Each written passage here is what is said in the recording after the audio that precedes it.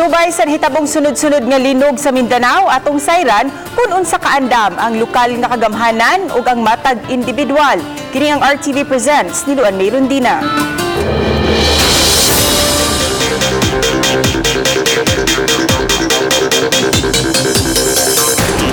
Mukapin sa 2.2 bilyones pesos ang danyo sa linog nga migo sa Bohol niadtong Oktubre 15, 2013. Ang Sugbo ang ikaduhang dapit sa Riyon 7 nga labing apektado. Sa dakbayan sa Lapu-lapu, nahugno kining usa ka apartment building sa sitio Kapayas, Barangay Canjulao. Ang apartment building gitukod ibabaw sa Sinkhole, busa dihang miigo ang linog. Naunlod ang dakong bahin niini.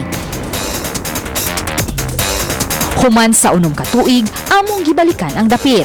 Ang gideklarar nga danger zone sa City Disaster Risk Reduction and Management Office kaniadto, subli nang gipaabangan. Gipaayom-ayom na kini sa tag-iya, apan bisan pa man niini, dayag pa ang pagpangliki sa edipisyo ug adunay pipila ka bahin niini nga nagharag na.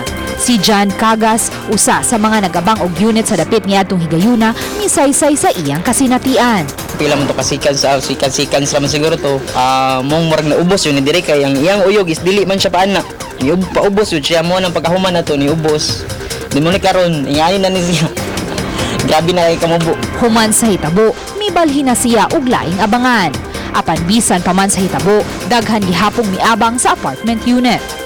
Kini ang usa sa mga paabangan dinhi sa sitio Kapayas, Barangay Canjulao nga labing apektado dihang miigo ang linog niadtong 2013. Human sa unom ka tuig atong makita nga naayom-ayom na ang dapit ug gani inaani nagpuyo dinhi. Apan bisan pa man sa gihimong pag-ayom-ayom, makita gihapon nga galihok ang yuta gani ang ilahang kusina diri, naghandag na, lakip na ang ilahang CR. Unya dagko kayo ang mga liki nga delikado kaayo kung simbako moigo na usab ang laing pagtayog.